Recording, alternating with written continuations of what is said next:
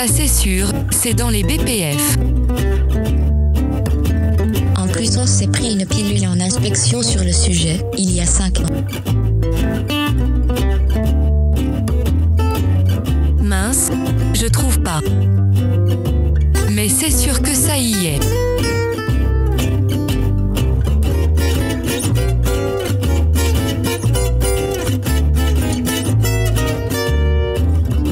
Bonjour à tous et bienvenue dans ce nouvel épisode de C'est marqué dans les BPF. Alors, on avait arrêté sur un cliffhanger la semaine dernière. Ah, c'est trop bien. On fait comme dans les mangas ou dans les séries, tu sais. Cliffhanger. Ta-da-da. On est en plein milieu du chapitre 8. Du chapitre 8 qui s'appelle réclamation, défaut qualité et rappel de médicaments, et nous sommes au 8.13 qui se trouve dans le sous-chapitre investigation et prise de décision. Et à la fin de l'épisode dernier avec Arnaud, on se disait que finalement ces deux petits sous-chapitres là sont quand même plutôt bien décrits et plutôt intéressants quoi. Ouais, ça change. Vraiment, voilà. Enfin, en tout cas, on s'y retrouve bien. Mais si je devais mettre une critique quand même, parce que tu m'as quand même dit la dernière fois que tu me trouvais pas très combatif, ça arrive un peu tard. On est sur la fin. Combien de gens arrivent jusque-là? Tu vois, ouais, mais encore une fois, les BPF, tu les lis pas d'un bout à l'autre. Quand tu as un problème, tu tapes le mot-cler, et puis t'arrives direct dans le chapitre 8, et puis finalement... Quand tu tapes déviation dans les BPF, tu trouves rien. Ah bah, ça par contre... c'est vrai qu'ils auraient vraiment dû citer au moins déviation dans le bazar, quoi. Enfin, c'est dingue. Mais bon, il faut le savoir que, en fait, c'est défaut qualité qu'il faut chercher, quoi. Pour avoir des semblants de conseils d'investigation. Mais là, c'est bien, on y parle de gestion des risques, de CAPA, enfin, c'est vraiment cool, là. Exactement. Et alors, de décision. Allons-y. 8.13. Je te laisse lire. 8.13. Les décisions prises pendant et après les enquêtes concernant un défaut qualité doivent refléter le niveau de risque présenté par le défaut aussi bien que la gravité de toute non-conformité avec les exigences du dossier d'autorisation de mise sur le marché, spécification du produit ou les bonnes pratiques de fabrication.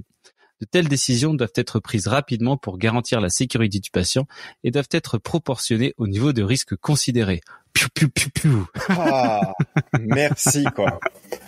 Merci. Mais après, le problème, c'est pas tellement... là, je vais mettre un peu les pieds dans le plat. Les décisions, elles sont pas forcément... Moi, je trouve qu'elles reflètent pas forcément le niveau de risque présenté. Et dans les deux sens, hein. Des fois, on a des décisions qui sont aberrantes alors que le niveau de risque, il est faible. Et des fois, la décision, elle est pas assez poussée. Et expérience récente, hein, alors que le niveau de risque, il est quand même inquiétant, quoi.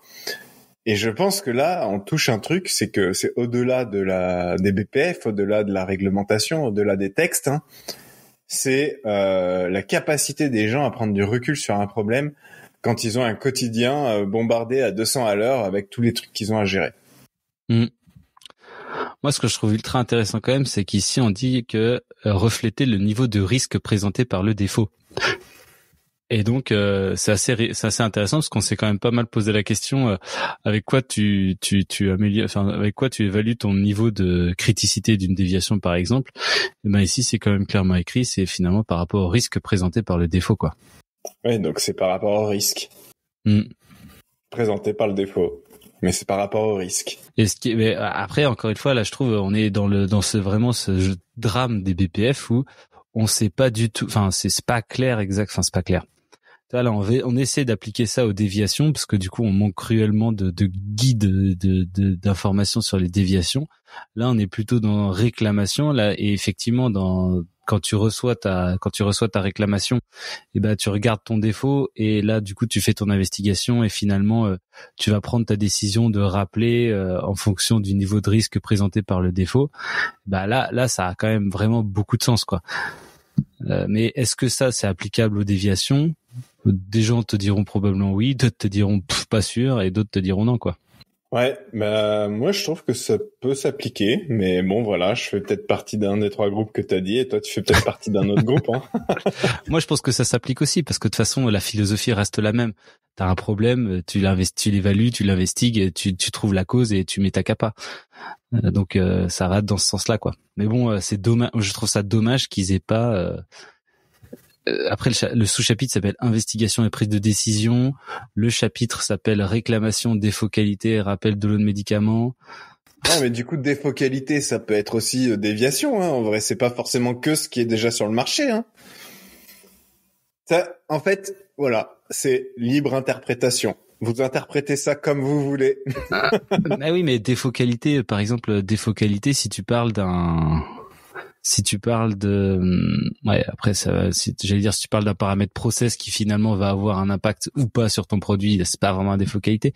Mais par exemple, tout simplement, si ton paramètre process il est hors spec de ce qui est prévu dans ta validation, ça peut être considéré comme un défaut qualité. Hein. C'est pas un défaut qualité de ton produit, c'est un défaut qualité de ton procédé.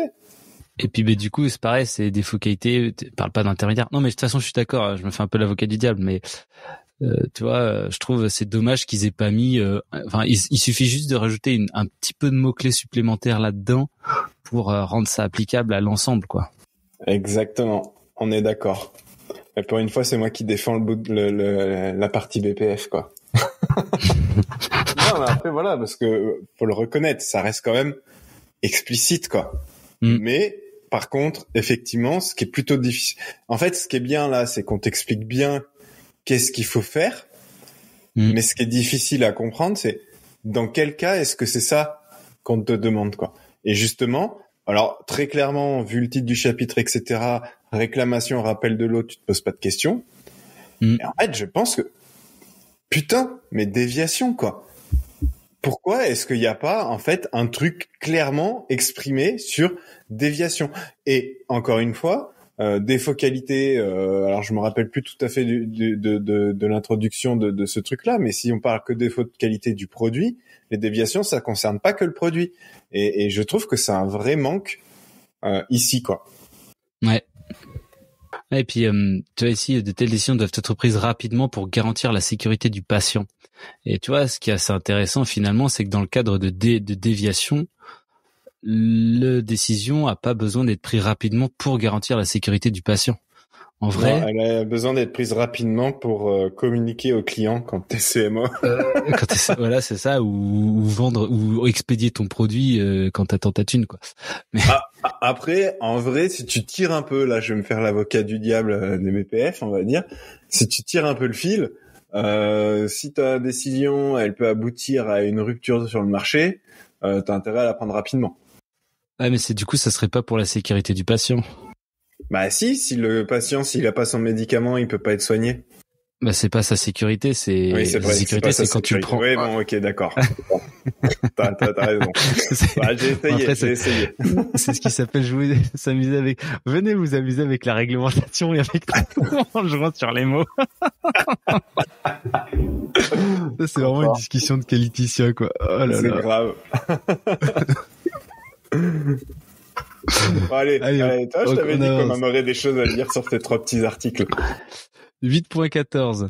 Étant donné que les informations complètes sur la nature et l'étendue du défaut qualité peuvent ne pas être disponibles aux premières étapes d'une investigation, les processus de prise de décision doivent néanmoins garantir que les mesures appropriées de réduction des risques sont prises au moment approprié de l'investigation.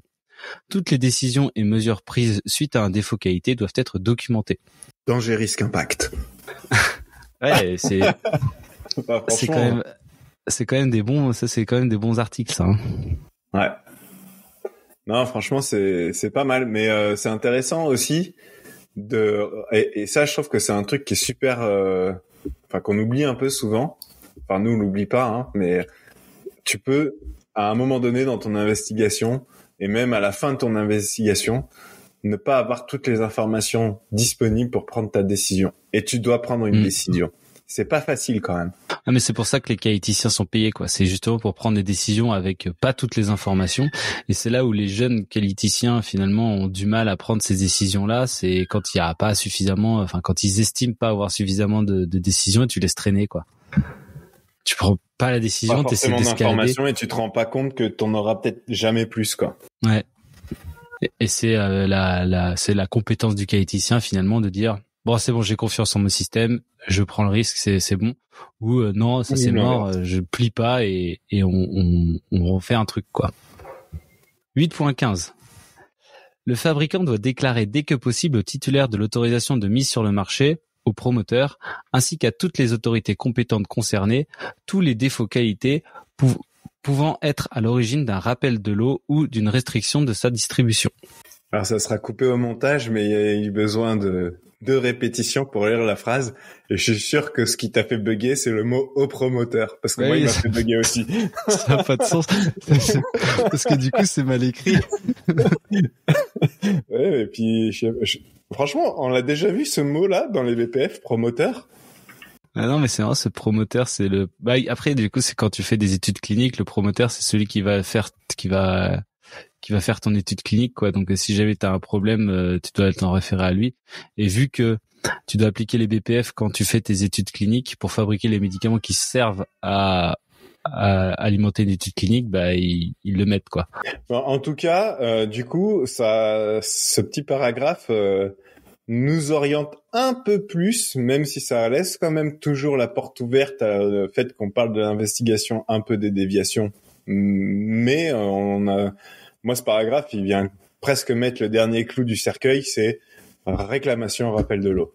Ah oui, là. Mais après, tu peux avoir une déviation qui peut être à l'origine d'un rappel de produit. Hein.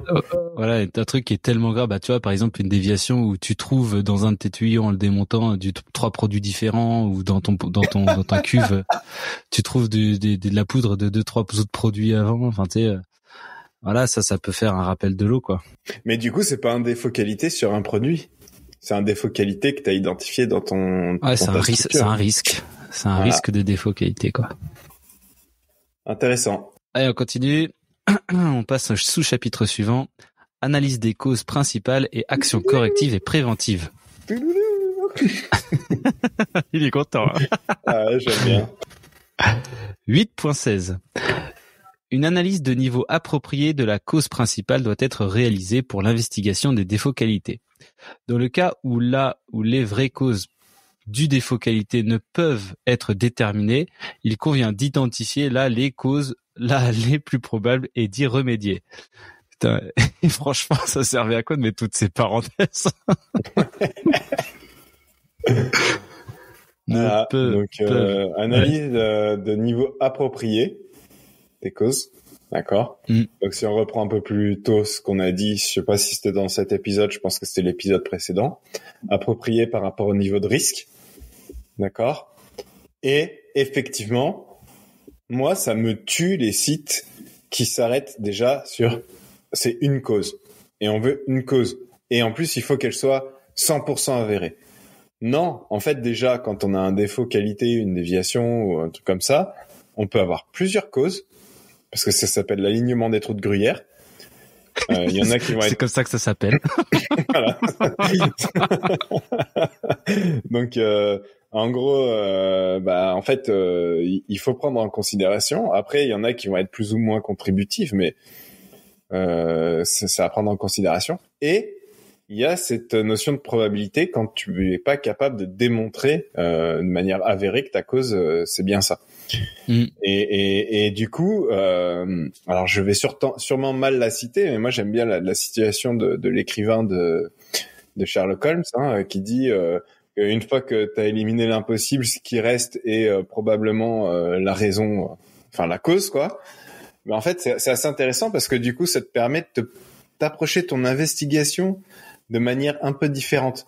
Non pas de chercher la cause, mais d'éliminer les non-causes. Quand tu te rends compte que tu vas être sur du probable. Et donc, c'est avoir une démarche pour éliminer ce qui est improbable.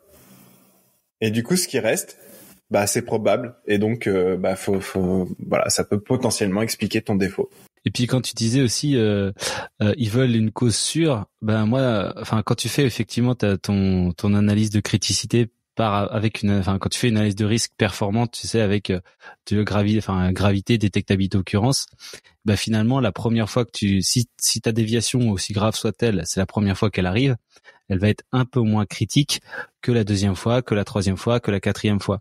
Et donc, en fait, si tu augmentes ton niveau d'investigation au fur et à mesure que les déviations arrivent, eh bien, finalement, tu vas gagner du temps en faisant un niveau d'investigation plus faible, mais en mettant une capa, du coup, tu as une chance de régler d'un coup le problème avec peu d'efforts. Et finalement, si elle revient, ça veut dire que la capa que tu as mise en place, elle avait pas forcément, enfin, c'était pas forcément la bonne, mais du coup, tu vas te donner un peu plus de chance en faisant une investigation un peu plus profonde et en investiguant un peu plus et en mettant une capa qui a un peu plus de chance que la dernière fois de taper juste. Et c'est grâce à ce niveau progressif, justement, de niveau d'effort que tu vas arriver à pas noyer tes mecs et arriver à réduire tes déviations, quoi. C'est classe, hein. C'est bien dit. C'est classe. C'est très très bien dit. Allez, le 8.17, après on clôture cet épisode. Ou alors sinon on fait un cliffhanger. Là on dit, le 8.17, erreur humaine. Rendez-vous dans le prochain épisode. Vas-y, on fait ça. Bon, allez. Merci à tous de nous suivre sur les épisodes les plus passionnants des VPF jusqu'à maintenant. Non, en vrai, on fait plusieurs jours de formation basés sur ces quelques articles. Donc, ouais, rendez-vous sur notre site pour les découvrir. C'est ça. C'est un de nos pourvoyeurs de projets, ça. Ces articles. Allez, merci à tous de nous suivre et à bientôt pour un prochain épisode. Allez, à bientôt.